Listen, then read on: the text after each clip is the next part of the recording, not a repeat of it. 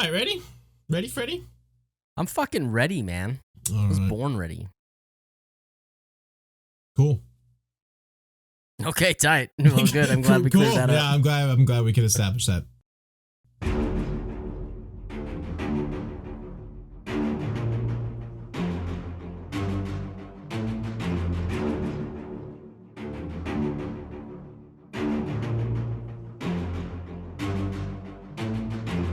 Hello and welcome to another episode of We Don't Wanna, the podcast where two certified dipshits make uncertified takes about your favorite series.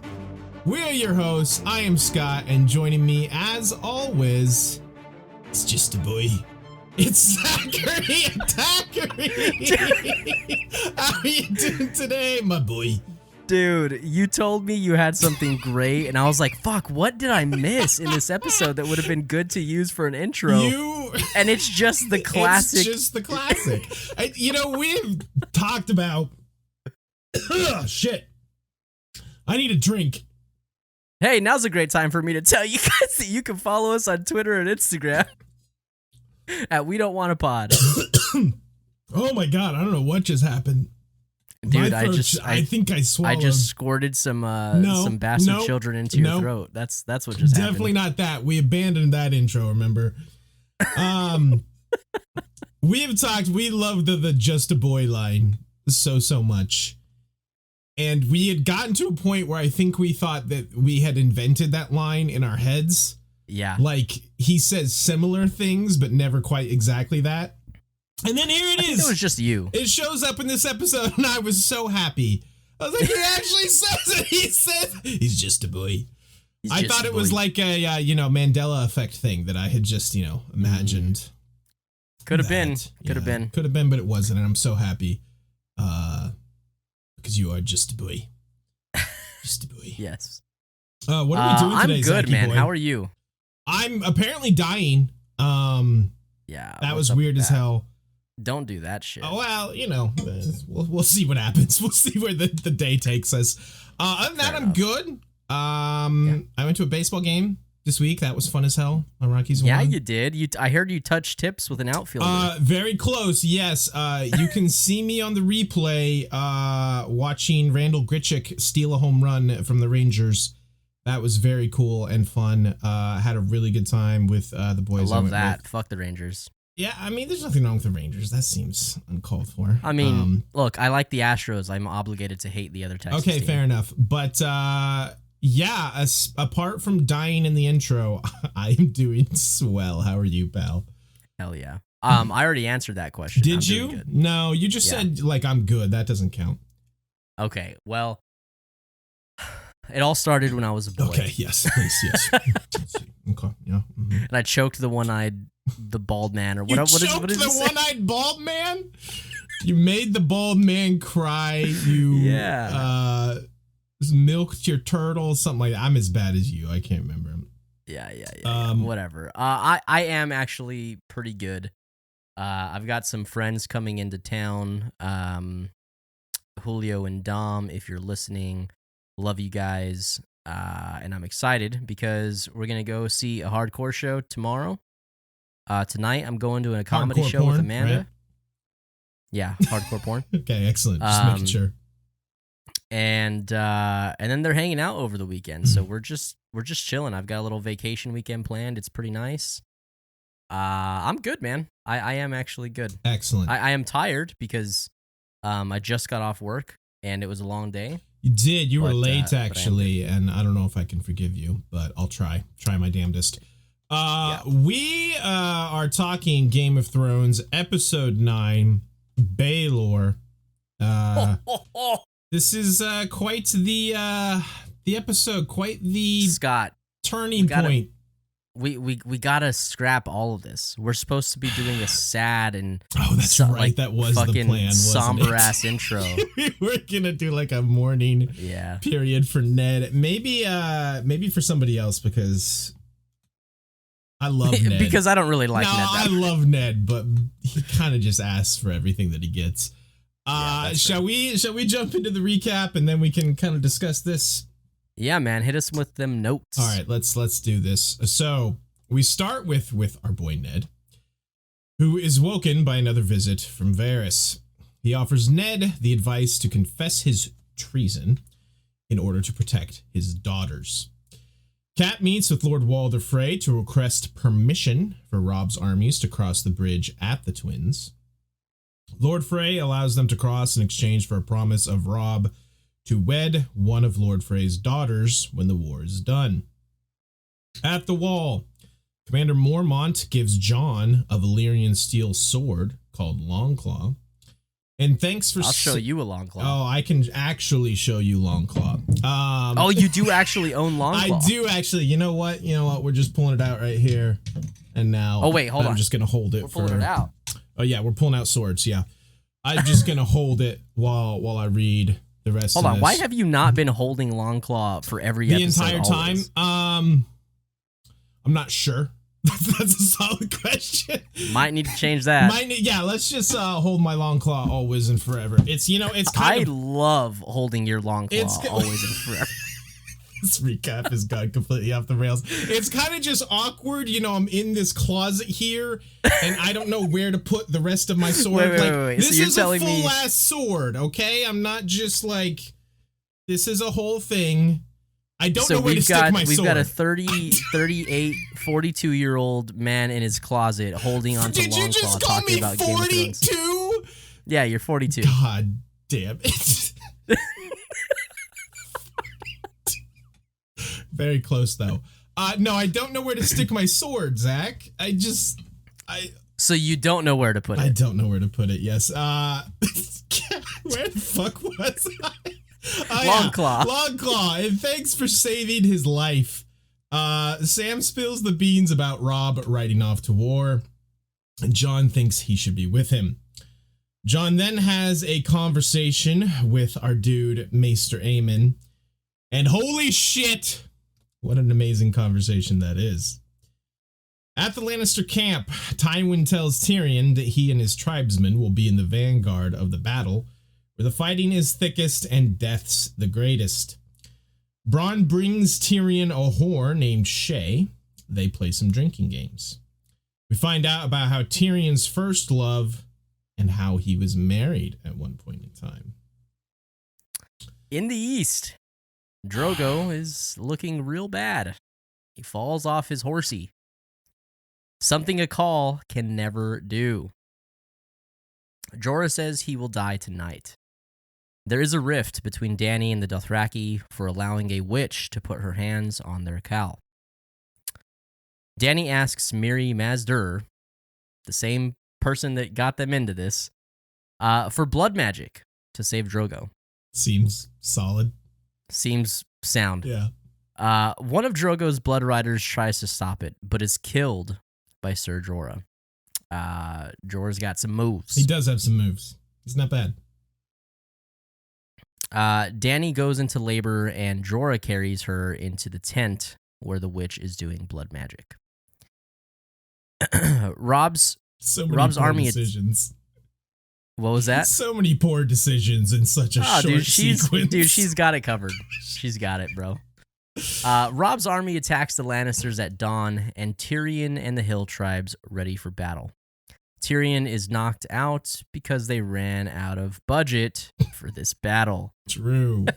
Turns out it was a ruse. It was a ruse. It was a ruse.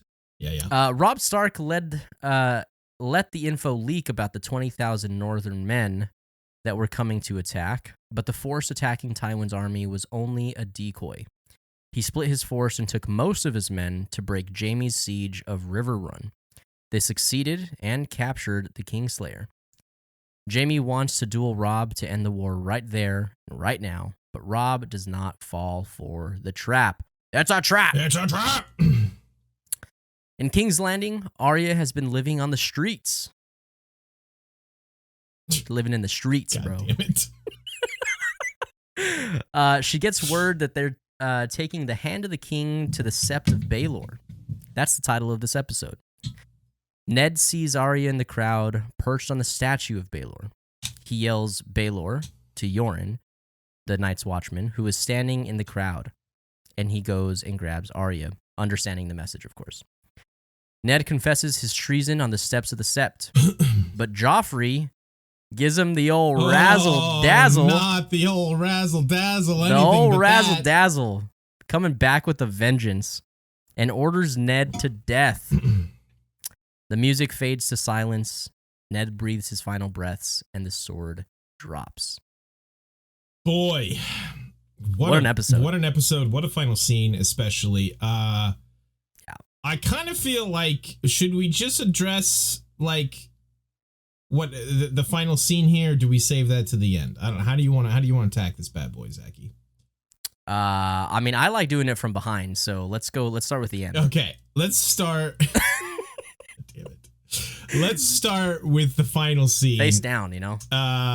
The scene on the steps of Baelor, which is like the giant church cathedral thing there in King's Landing. Yeah. What an incredible scene. Like, the way, like, the music drops and, like, the sound fades, and it's just like, it's like this surreal, dreamlike quality to it.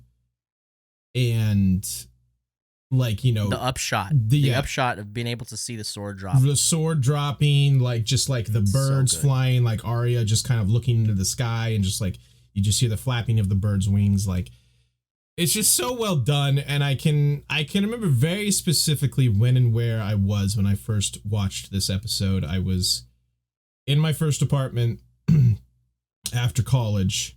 I was watching it with my friend Arthur. Shouts to Arthur.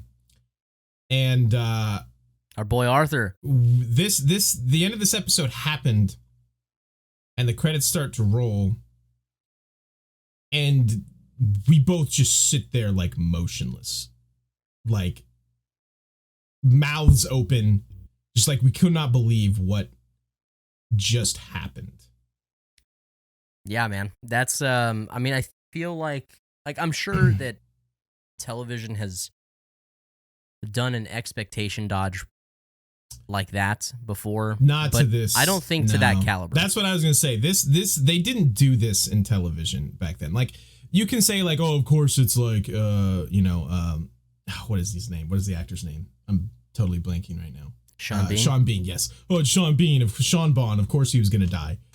And it's like, TV shows didn't kill their main characters like that. Right. Like back then, especially. Well, I think the thing is that, like, you know, because I have heard of people, by the way, who have said, you know what, like, why am I going to watch this when the main character dies in the first season? I've seen that argument, I've seen that take, and I just, first off, like, fuck you. If something's good, it's good. Yeah. But two, like, the whole point here is that, like, this is supposed to subvert your expectation because Ned is not the main character. No, he only seems like he's kind of a placeholder main character for a time. Sure. I mean, he's somebody that people gravitate towards. Right. Sure, but I think, I mean, truly, I don't think that there is a main character in Game of Thrones. I mean, I think it's the realm and just the world as a whole, and kind of the events that are taking place, and we're being able to see it through multiple points of view. No, yeah, the multiple points of view was always the thing. I mean, it was the way George wrote it too. I mean, you can argue that there are, like, maybe 3 or 4 main characters, maybe even more than that. But I mean, that's the point, is there's so many, there's no one particular main character. But, like, Ned was the quote unquote main character of this first season. And for him to die, not even like, this isn't even the final episode of the season. You know, this isn't like this would end like the season of any other show, you know? Right. If they were going to do something like this, which that's the other point, is like, shows just didn't do this. And, you know, so I feel like so few people, the books were not like a widespread like phenomenon. So like, so many people didn't know this was coming.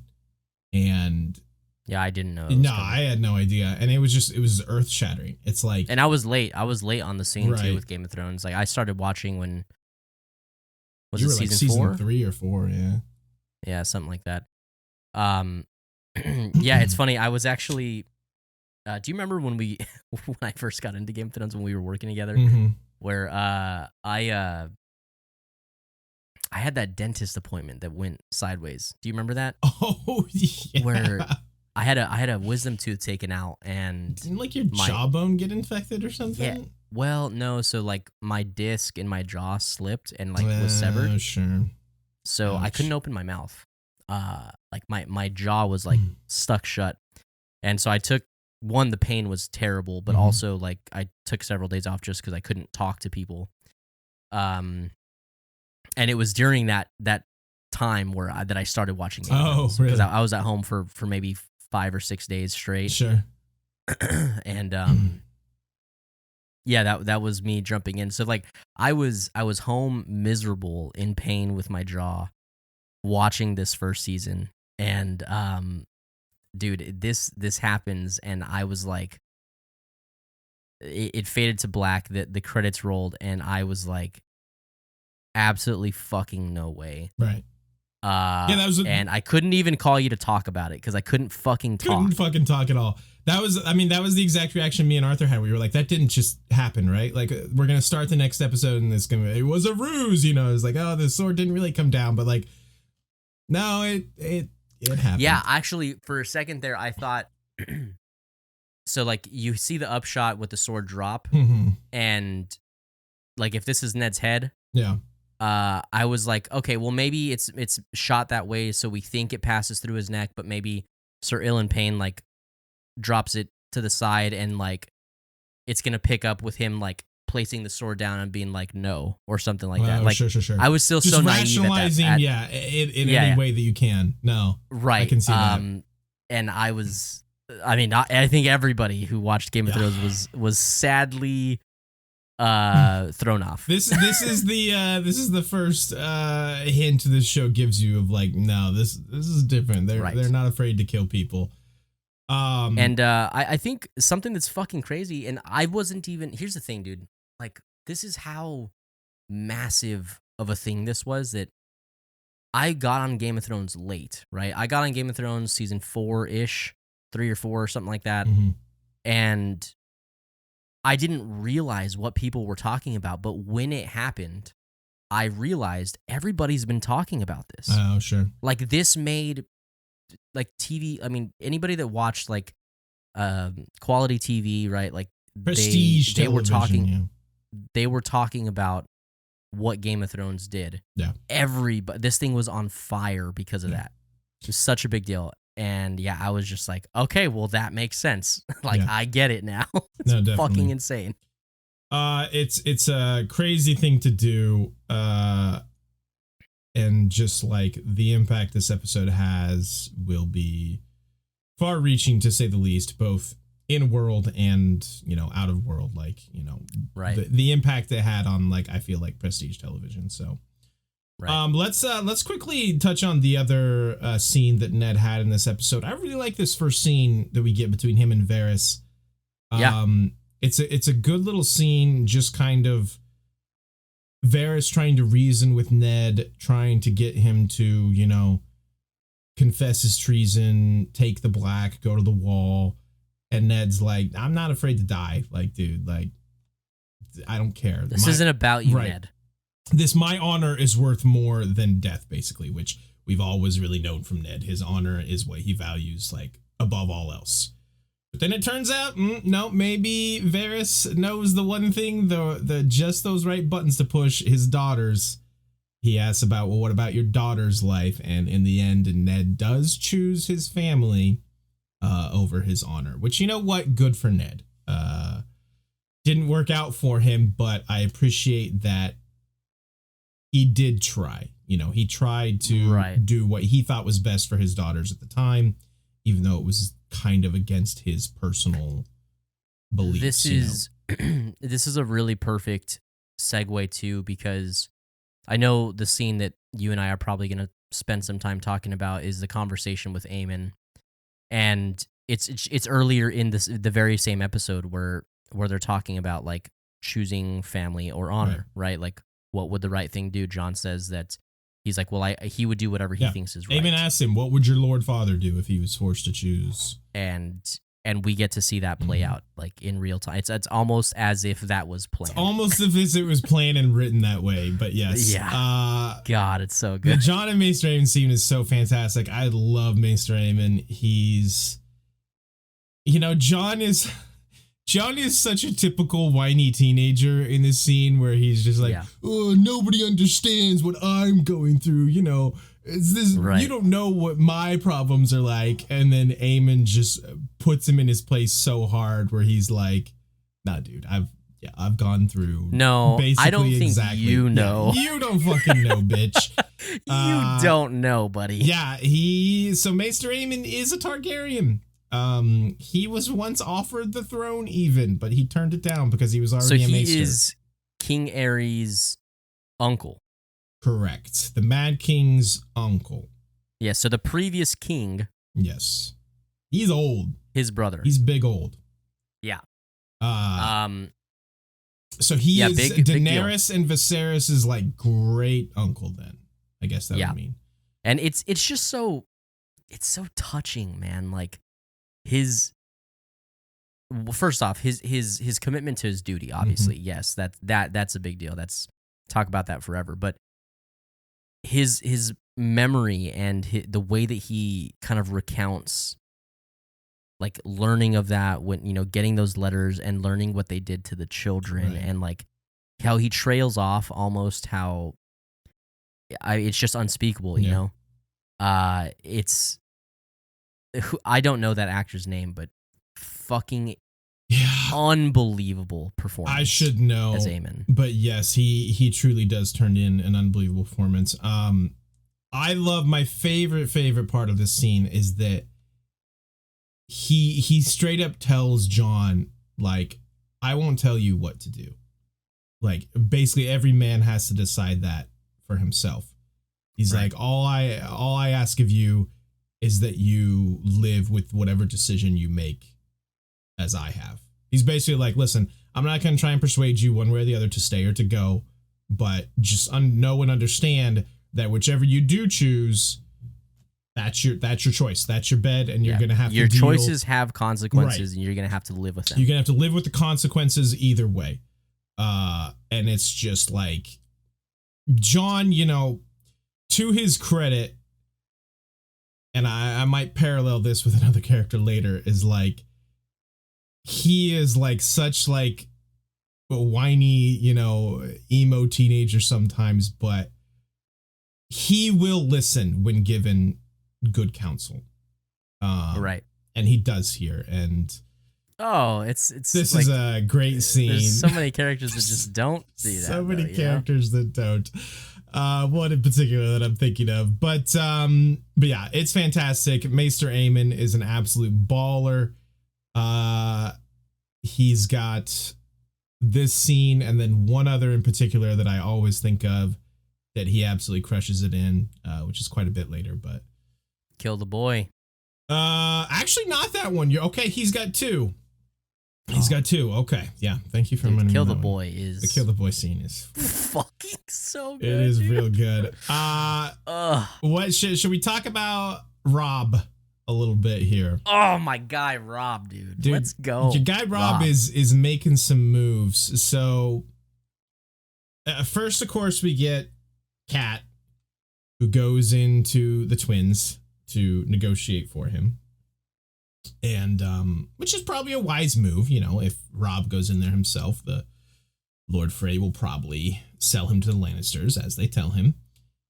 And she barters this deal with old Lord Walder, who's a real fucking creep and just the absolute worst. Yeah. Dude, this deal is the most OxyClean ass, but wait, there's more fucking deal I've ever seen. There's more. Dude, that deal. Yes, it's true. Fuck. It's true. Robb, like, you can see his face just like continually falling where he's like, okay, this isn't so bad. Okay, Arya won't like that, it's but like okay. His son, he's an esquire for you, and he expects a knighthood in due time. Yeah, he's like, okay. Yeah, easy, fine. Oh, also, Arya. Yeah, she's not going to like that. She's not going to like that, but okay. And but then, wait, there's more. Yeah. Also, just like I fucking hate Theon, you know that, but him just kind of snickering in the corner when like Rob asks like if she saw any of the daughters, and Catelyn's like, there was one, and she's suitable. It's absolutely brutal. But you know, Rob does what needs to be done. They have to cross the bridge. He agrees. Major ramifications down the line for this, but then he pulls maybe the greatest razzle dazzle of the episode, maybe even more so than our boy Joff. So good. He out wars Tywin Lannister a little bit. This is crazy. Yeah, that's some real baller shit. Yeah. You know, I want to get a chance to say something because I love Tywin. I mean, you know, you and I talk about it. For everybody who does not already know, we love Tywin. Mm-hmm. And even though Tywin is a true master of strategy, there are moments like this that kind of like humanize him. Mm-hmm. And Tywin always has a plan and he always gets shit done. Mm-hmm. But it doesn't mean he's untouchable, right? And we see that because it's like one, he underestimates Rob for one. Multiple people have underestimated Rob and continue to underestimate Rob. Lord Umber last episode, Walder Frey, and Tywin really this episode. Are you touched, boy? Jamie underestimates him. People are kind of always underestimating Rob. So Tywin is not alone in this, but you're right. He does mess up here. I think where Tywin's true genius lies is in his adaptability and his, okay, you got me here, but I got a B, C, D, E plan ready to go. Absolutely. That's honestly, that's exactly what I was getting to is like, you might be able to get him on a move. Right. But like, you're probably not going to win the game against this guy. Exactly. So yeah. Yeah, it's a great plan.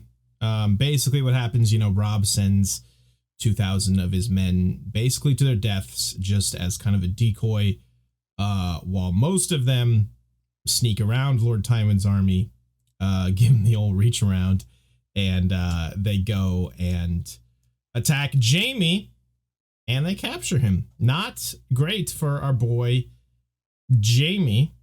Yeah. It's a great fucking plan too, because like obviously, yes, outsmarting Tywin, that's great, but also Jamie was sieging against Riverrun. Right. So he went and rescued Riverrun, and now you have all those men as well that are, I mean, if you don't know, Riverrun is the House of the Tullys, which is Cat's family. Rules over all the Riverlands, basically. Yeah, which is exactly. A big area. So now he helped them, right, for one, but he just added to his own army, right, because now they don't have to deal with that. Fucked up the Lannister army and took the Kingslayer. Yeah. Like that's... Taking the Kingslayer is enormous because he is like not only one of the greatest warriors in the realm, but like, you know, one of the best commanders, although he gets kind of worked over here. But like, if he is surprised, you know, right, no matter how good of a commander you are, right, what do you do? Him at the head of any army is bad for the opposing army. So capturing him is huge. A line I have to call out. I love Jamie so much, even in defeat, where he tells Catelyn, he's like, I'd offer you my sword, but I seem to have lost it. And Catelyn goes, I don't want, it's not your sword I want, it's my daughters, it's my husband. And just kind give of them back, or something give like them that. back to me, or something like that. And just kind of very softly, Jamie just goes, I've lost them too, I'm afraid. And it's just, I love the cheek on Jamie. Like, even in defeat, he's just never quite, he's always gonna give you that lip, you know. He's so cool. He's I very love him cool. so much. I do fucking love Jamie. What a fucking guy. But big wins for Rob this episode for sure. Tyrion, meanwhile, there's kind of like, what do you want to talk about with Tyrion here? There's Okay, well, the first thing I need to talk about in regards to Tyrion is how absolutely fucking hot is Shay, dude. I mean, yeah, like, she's pretty attractive. Dude, I forgot. And you know what's funny too is just the other day I was talking with some friends. Like we were trying to like get a was it with you? No, it wasn't with you. It was me and Amanda and somebody else, but we were trying to make a list of like all the attractive men and all the attractive women in Game of Thrones. Like Jaime Lannister, right, the end. Who? Jaime Lannister, the end. That's just... See, that's funny, but Amanda's like, he's too Prince Charming for me. Nah, he's so hot. He's so hot. She's crazy. I like rugged Nikolai Coster-Waldau more than I like prettied up Jaime. I mean, he makes it all work. Okay, either way. I had this list. I was like, ooh, and this chick, and this chick, and this, and whatever. And I completely forgot about Shay. Did you? And I saw her on screen. Like, it wasn't until the episode started that I was like, that's right. Shay is in this. Dude, she's so fucking good looking. It's not okay. I have a weird relationship with the character of Shay just because she's so vastly different in the show than what she is in the books, which normally I'm like fine with and like, hey, they're each their own thing, whatever, fine. Mm-hmm. For whatever reason with her, it kind of bugs me. And interesting. I don't love the changes they made to her character, but I mean, she is still very attractive. I don't care. Like, I think the actress does a great job. She does. No, that's definitely true. And it's still entertaining. Like, she's good on screen. I think it's still good for the story. Could it be better? Right. If they stuck with original like source material? Sure, but we of course get the story here of Tyrion and his first love, in fact, his first and only wife, by the name of Tysha. And it's not a pleasant story. It's not tight, man. It does not have a happy ending. In fact, your boy got cucked. Yeah, Bronn just is like, I would have killed the man that did that to me. Like, that is so fucked up. And we can see why now there is so much kind of like, tension and like angst between Tyrion and his father. Like, you can see it in their scenes, and Tyrion has talked about like his father, like both with like reverence and contempt in certain ways. Yeah. And now we see like, oh, well, yeah, if your fucking dad did this to you, like, yeah, you're probably not going to be too happy with him. Just, of course, this on top of Tywin basically treating him as a lesser human his entire life as well, because he is a dwarf and because he killed Tywin's wife, being born. Obviously, none of this is Tyrion's fault, but Tywin definitely resents Tyrion for these reasons. And man, it sucks. It's such a brutal story. And it's just like, damn, Tyrion. My guy has had it rough. Yeah, it's not nice. No. I mean, yeah, it's super fucked up. Hearing it for the first time, I actually think I rewound it because I was like, wait, hold on. Yeah. They did what? Yeah. Wow, Jesus, dude, that's super fucked. Yeah. Definitely. My only advice for Tyrion is you probably should have put your helmet on, bro. Don't walk out onto the battlefield without your helmet on. Yeah. We joked in the opening about the budget, but it's pretty much the exact reason we don't get a battle scene here.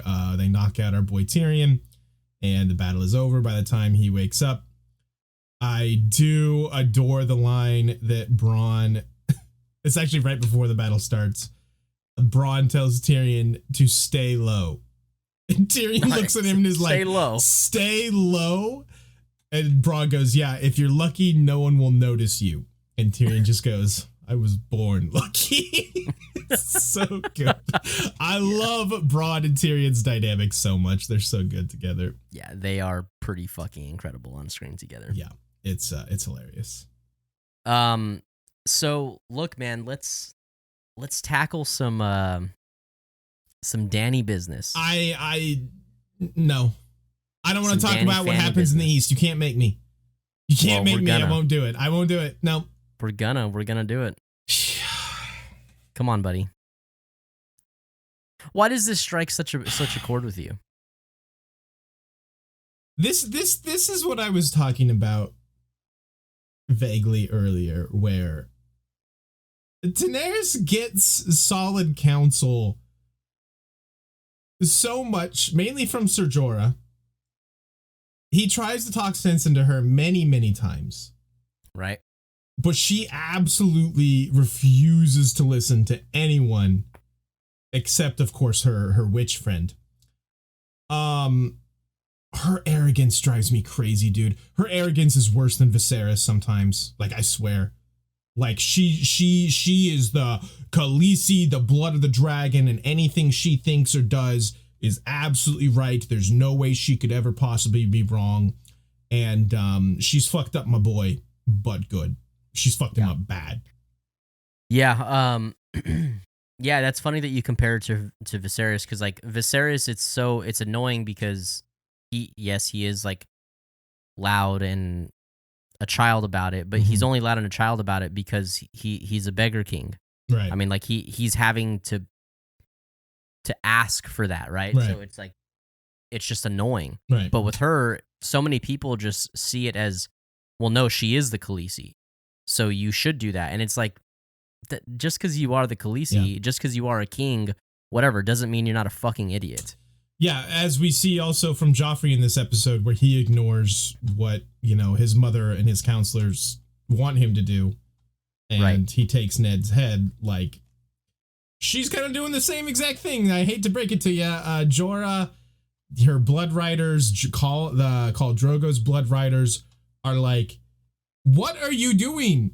And she's just like, no, I know best. No. Yeah, bring me the witch. We're gonna do this blood magic. This seems like a great plan. Jorah also, what are you doing carrying her back into the tent where there's like demonic screams and like shadows and bad shit happening? Like, I love you in this episode, but that was a bad mood, my dude. Like, what are you thinking? Yeah, definitely. Jorah does have some sick scenes. His fight against is it Mago, I think? No, I think Mago's the one that fought. Oh yeah, you're right. Drogo. I can't remember. I forget his name. I can't remember this dude's name, but he shows us he's got some moves. We kind of had a little bit of foreshadowing this when he was talking to that one kind of blood rider of Daenerys, the friendly. Yeah, Mr. Friendly. The friendly, yeah. Where he's like, yeah, fucking babyface. Babyface Dothraki boy with the whip. He's like, yeah, Araks are good on horse, but they can't pierce like plate, men in plate. And Ser Jorah knows that, and he steel basically dress. He uses that to his advantage and just traps that dude's sword against his plate and fucks him all up. And I'm like, good move, Jorah. That was pretty slick. Slick. What a guy. Yeah, but Drogo is all fucked up, and I fucking hate it. Yeah. It's so bad, dude. It's just, it makes me so sad. Because he's so cool, and he deserves so much better than his wife killing him. At least his wife, at least he is almost dying with a hot wife. His wife's hot. I guess. What is that? Yeah, look. You're saying he deserves better with his wife, but hey, look, at least she's good looking, right? His wife is just slowly killing him, and it's with love. Yeah, killing him with love, I guess. Killing him with love and stupidity and arrogance and power. Yeah. Yeah, geez. These two episodes in particular, these are her two. It's okay because she gets so much better, doesn't she? Yeah, she gets so much better. Yeah, all of her arrogance. She learns her lesson here, that she learns to, listen to counsel. She has a great character arc where she grows and develops. Yes, exactly. All of her arrogance goes away because of this. She learns that she should listen to her counselors. Yeah. More on that to come. Boy. Okay, so I think the last thing, episode-wise, unless there's something else that you have, that I just it's very brief. Okay, go ahead. But I just want to talk about Arya for a second. Oh. Dude, I feel like I haven't shut up about how much I love Maisie Williams as Arya. We haven't, but it's warranted. It is warranted. Yeah. And you know what's funny is that like us going through the series again like this, like in this manner where we're intentionally taking notes and watching the episodes one at a time and revisiting and talking about it together. I don't think I realized how much I love Arya. And like I'm always like, oh yeah, like Arya's cool as shit. I like her. But when we're really like focusing in and talking about these specific scenes, I'm just realizing week after week that I do not stop talking about how great she is. She's great. It's like, and even in this scene, it's so short.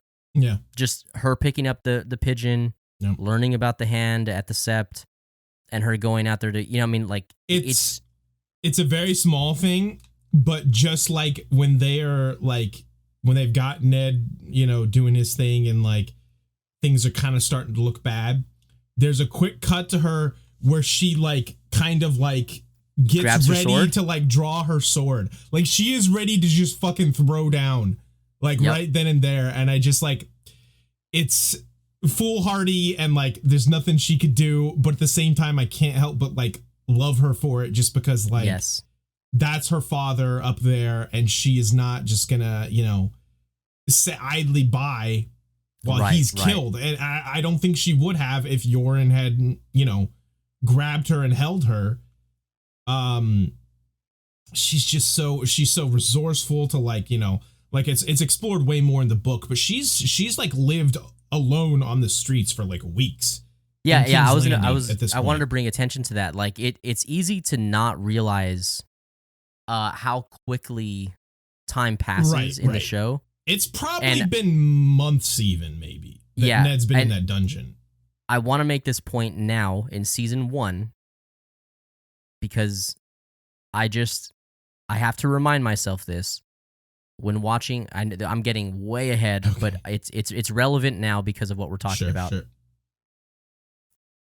If you are somebody who has watched the show, you all probably know and remember when certain things happened in season 7 and season 8.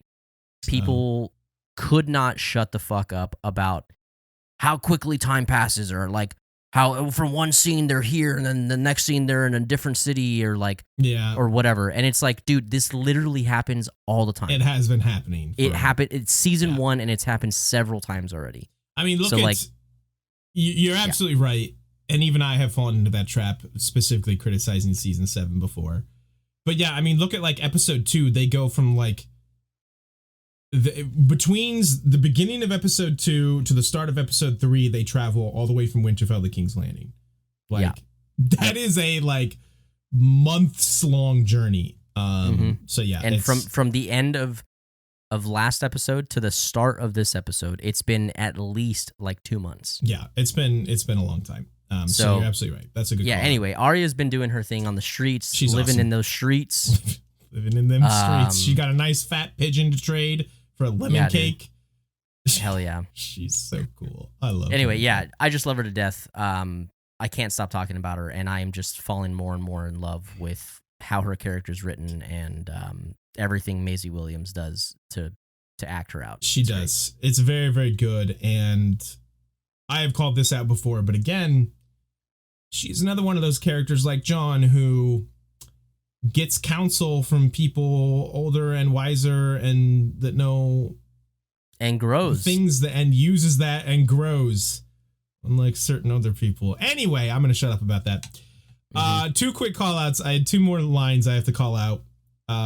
One is one of my absolute favorites from the entire show is when Tywin's brother Kevin, which is an amazing that he's just Kevin Lannister. With an A. Yeah, Kevin with an A.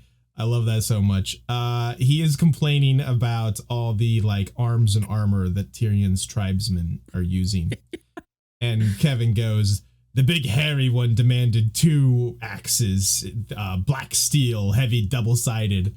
And Tyrion just very simply kind of shrugs and goes, Shagga likes axes. Shagga likes his axes. Shagga likes axes is so good. I love that so much.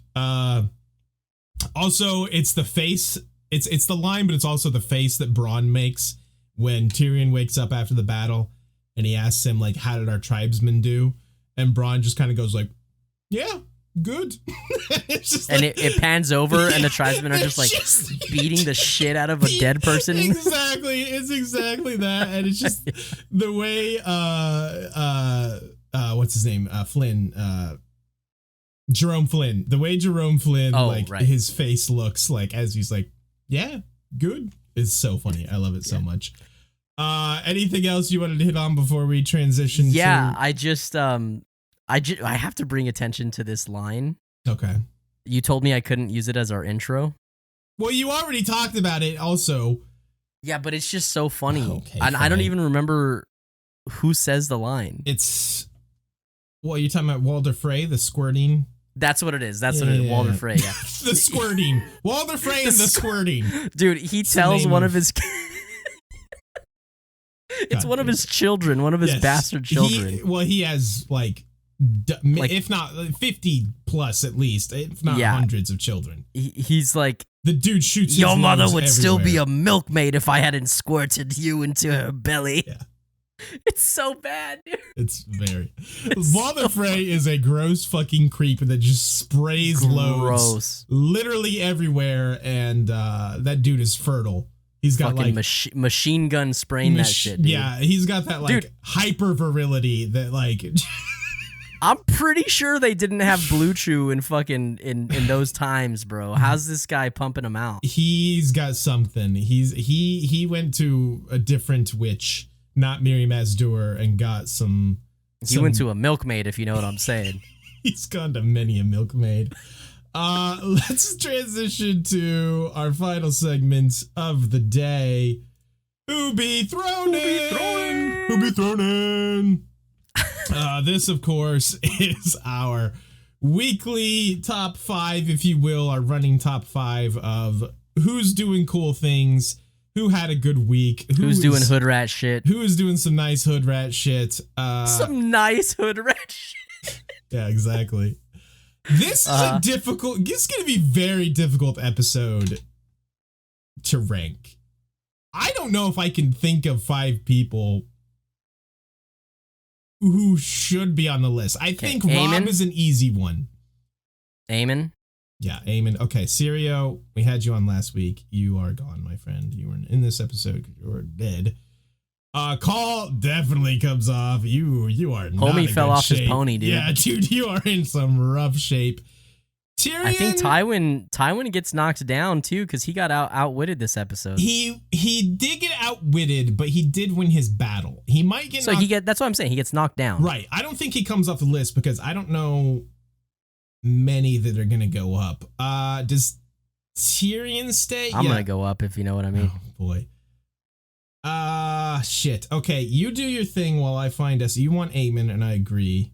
You do your thing while I find Aemon. Oh, my thing, as in telling the peoples where to find us at. Tell the peoples. Okay, so you can find us on Twitter and Instagram at We Don't Want to Pod. I feel like I never say we do have a Facebook. Also, you can find us on Facebook at We Don't Want to Pod. All of our links are fucking everywhere on our socials, so just find one and you'll find all. If you're not already watching this video on YouTube, listeners, if you did not know, we do post these videos on YouTube where you can see our ugly ass faces and you can actually see our Zach Made Who Be Thrown in list. Oh yeah, okay? You just had to throw that in there, didn't you? Yeah, it's Zach Made. This shit is authentic, baby. It's true. Okay. It's true. We do have a Discord as well. Discord link will always be in the description. Hell yeah, Aemon. Hell yeah, Mr. Aemon. Yeah, Discord link will always be in the description. Join that. Join the community. Come talk some shit with us. We love it. And if you like us, you're probably a sick, fucking twisted person, and you get to hang out and talk with other sick, twisted people. No, yeah. Look, we're sick and twisted over here, and we have a bunch of sick and twisted people. Dude, come talk with us. What adults listen to us talk about dick jokes and milking jokes all day and they're not sick and twisted. I'm just calling it like it is, man. That's fair. That's fair. Okay. You're still the worst, though. I am. Yes, that's fair. Mace Strayman makes the list. John got himself a fancy new sword. We didn't talk about that a lot, but that's a pretty big. Oh, right. We didn't talk about that. Is this the first time in the show that we've actually heard them talk? No, we heard them talk about Valyrian steel with a dagger, right? Yes, Valyrian steel with a dagger. I don't know if they mentioned it with Ned's sword yet. They didn't. They didn't mention it with ice, but Valyrian steel is a big deal. If you didn't, know. There are only maybe a couple dozen, if even that many. I can't remember exactly how many like Valyrian steel weapons, like in the Seven Kingdoms. The way to make it is completely lost. The Valyrians knew how to do it, but they're gone completely. Well, I guess the Targaryens are still technically Valyrians.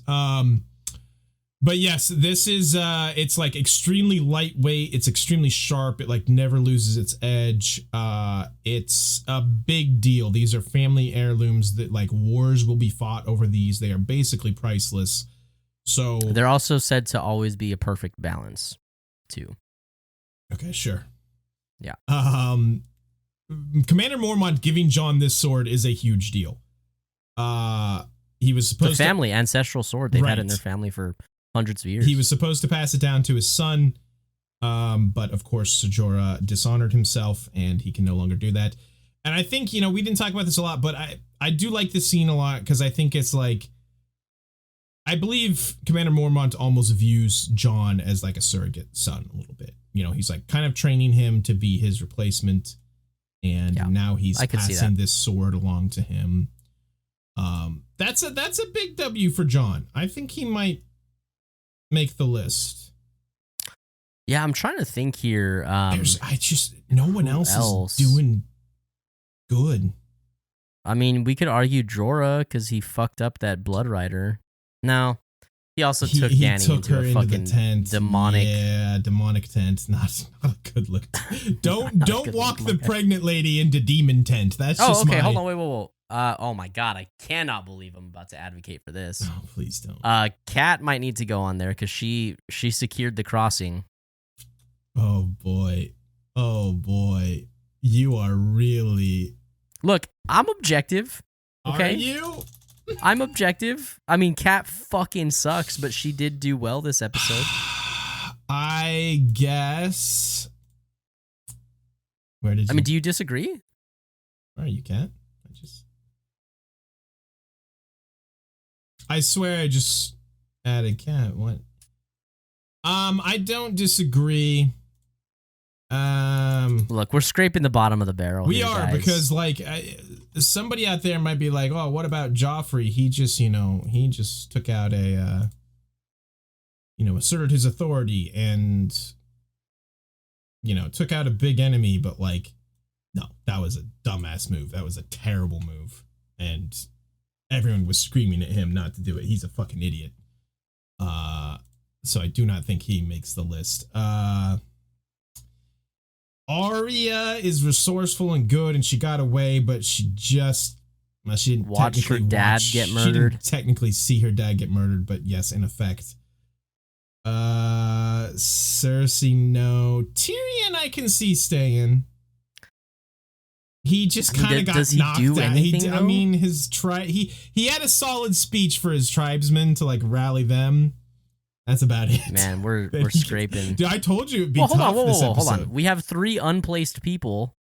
Yeah, I know. And two open slots. I'm just saying, like, is there anyone else we want to consider? Braun probably fights pretty good.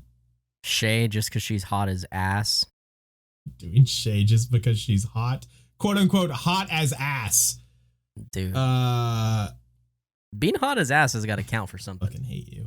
All right, I can't think of anyone else. Maybe Tywin doesn't unless you want to put Aemon above him. I don't know who else would go above him. Is the thing. Yeah, I could see. He wins his battle. He technically gets outsmarted by Robb Stark. He has half the Lannister army, and he wins a battle against 2,000 people. How incredible is that? It's more Jaime's loss than his, though. Okay, I think I do think Aemon goes above him. All right, I won't fight you on that. And I think that, am I actually going to say this? I think Tyrion goes to 5 and Cat goes to 4. You don't think Jon makes the list? I think if Jon makes the list, it's he's taking Tyrion's place because Tyrion doesn't actually do anything.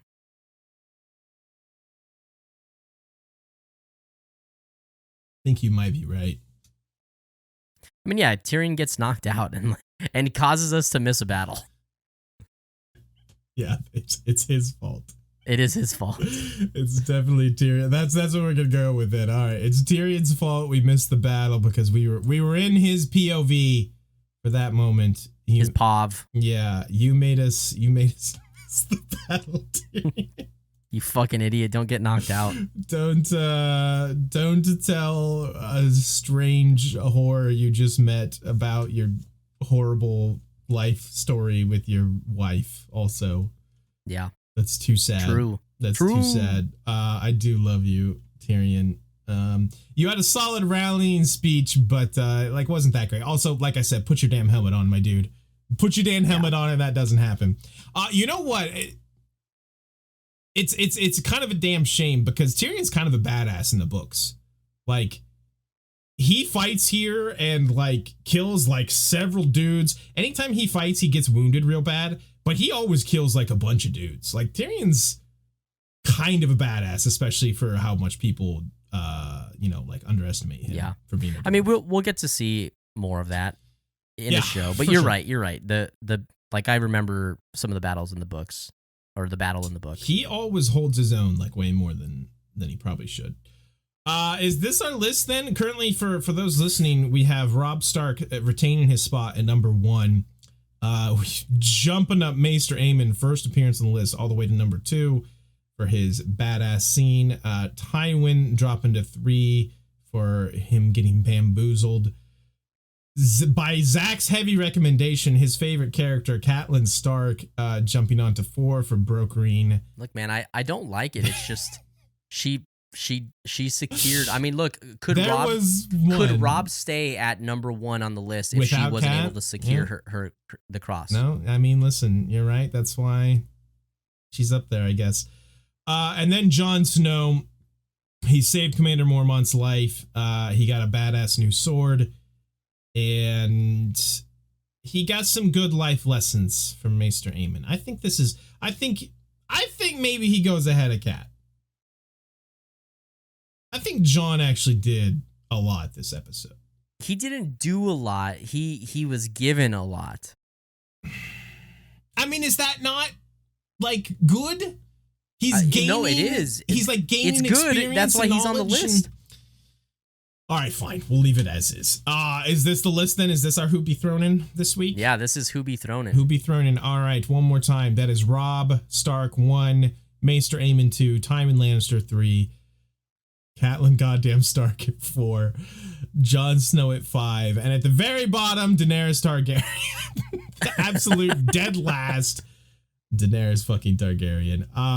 That is Who Be Thrown In for episode 9, Baelor. Baelor. I think that's it, pal. That's all I got. I think that's it, man. This episode is one hell of a ride, especially with that ending. Yeah. It is a quote unquote game-changing episode. Game of Thrones. Get it? Oh my lord. You didn't get it. I had to explain it because you didn't get it. You didn't get it. I had to explain it. Yeah, it's fine. No, when you said it, I was like, I really hope this isn't. Nah, it's fine. The audience got it. You're just the only lame-o. Yeah, okay. You're the lame-o. You're the lame-o. You said something earlier about how it's crazy that this would happen in episode 9, not at the end of the season. Right. I feel like that's even more it's relevant it's almost, later. It's almost like a hold on, what am I trying to say here? It's it's so authentic and true to Game of Thrones because I feel like something that Game of Thrones taught us is that the good guy doesn't always win, right. And this is the kind of shit that happens. And although yes, it is a climactic moment, it's also this is just another moment. This is just part of the process, and the story goes on. Yeah. So yeah, we have one more episode to relish in season 1 without Right. Ned, and it is fucking nuts that actually happened. It kind of becomes the way they operate, kind of their MO, where it's like, oh, some big, huge climactic moment will happen in like the penultimate episode. And then the final episode of the season will be like kind of re-scrambling and like dealing with the consequences of that. Oh, but then there's also usually like one or two more massive things that happen. Yeah. So it kind of becomes the way they kind of structure the seasons, and I love it. And it's like, it's so good.